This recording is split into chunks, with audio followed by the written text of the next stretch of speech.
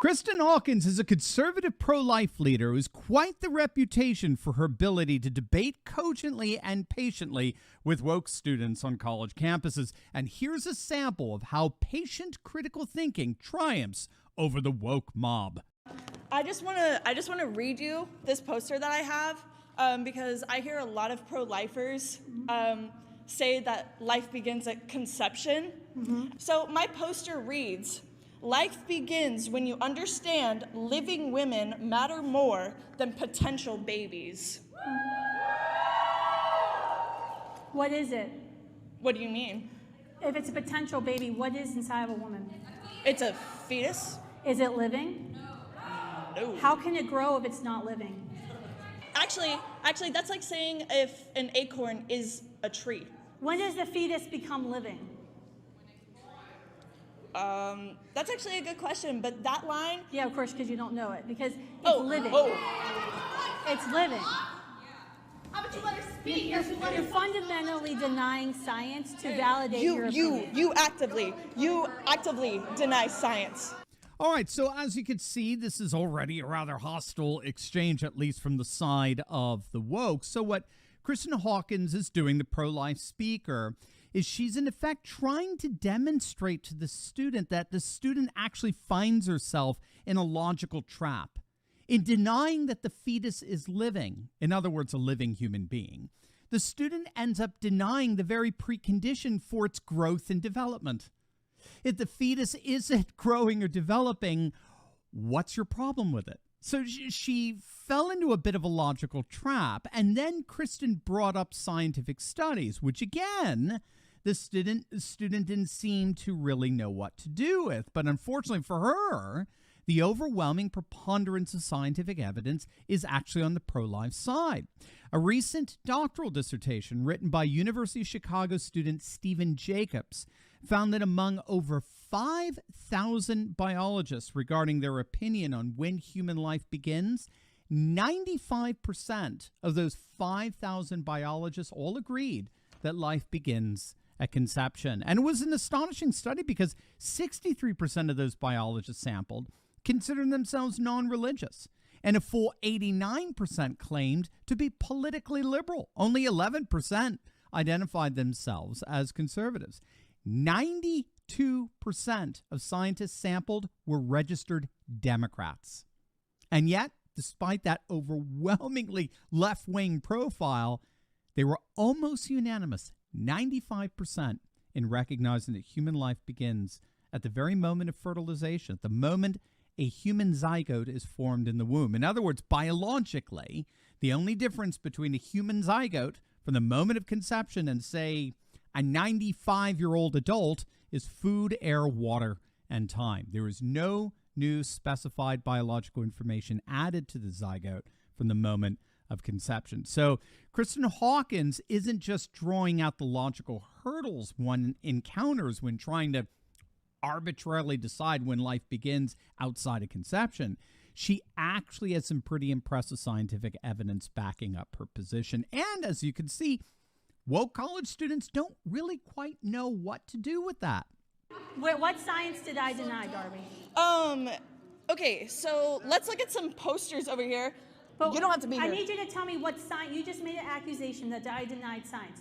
What science did I deny?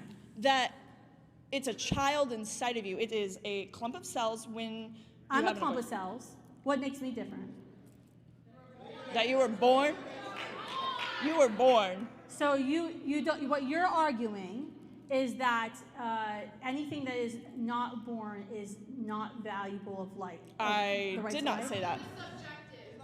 It's subjective. So when does a child or fetus or clump of cells, whatever you want to call it, when does this clump of cells or fetus become living?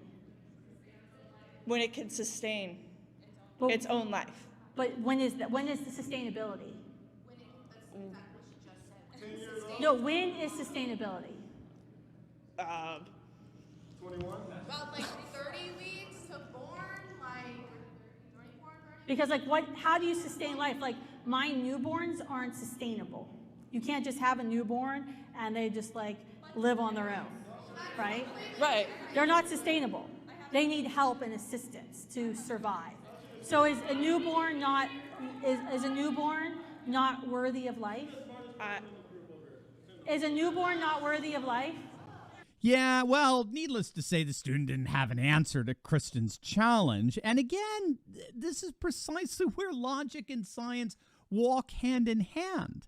If life doesn't begin when 95% of biologists say it begins, then, well, good luck trying to find a logically sustainable answer to that question, given that the answer is rooted more in a particular left-wing ideology than it is in any objective reality. You'll notice, too, something here. You could see by the students' frequent mannerisms, looking to her ideological comrades for help, you could see in real time, this phenomenon known as groupthink, which, this is something that Douglas Murray talks about in his book, The Madness of Crowds. Critical thinking is replaced by the arbitrary consensus of an ideological group. This is why such groups are often so rude. They're literally like gangs who aren't in the habit of thinking, but instead of reacting. And such reactions end up being badges of identity that shows one to be a faithful member of that group. So obviously the student had no idea how to even begin to answer this pro-life speaker's questions, and so she changed the subject. Pathetic. I do have one thing to say to you. How is it that when my mom was in college 30 years ago, she was protesting the exact same thing that me and these wonderful other women and men on this side have been protesting? How is it? Why? Why are we still protesting? Why are we still having to talk about this issue? It is a basic human right to have an abortion, to have a choice. The reason we're still having the question is because some people don't want to accept the natural consequences of heterosexual sex and be inconvenienced by another human life and want to selfishly choose to end human life in order to have their whims met. That is why you're still arguing that. Well, now, that was a good answer, but we actually have some fascinating data that suggests another answer, and that is that far-left woke activists like the student and her mother have actually been disappearing off the planet these last 30 years. This was precisely the conclusion of University of London scholar Eric Kaufman. He argued recently that liberal values undermine procreation precisely because liberal values undermine the family. Liberalism redefines having children as a mere lifestyle choice and nothing more. And you cannot redefine children as a mere lifestyle choice and expect your society to continue to repopulate. It's what Kaufman calls the soft underbelly of liberalism. In other words, secular liberalism entails its own demographic contradiction. Liberalism necessitates the freedom not to reproduce. And so, as it turns out, secular liberalism is an inherently feudal belief system that by its nature undermines civilizational continuity. And so we could see this actually in real time. AOC once questioned whether it was still good to have children, given the environmental crisis we're facing. She actually said, quote, "Our planet is going to hit disaster if we don't turn this ship around." And so it's basically like there's a scientific consensus that the lives of children are going to be very difficult. And it does lead, I think, young people to have a legitimate question. Is it okay to still have children? You see, that's not a civilizationally sustainable worldview.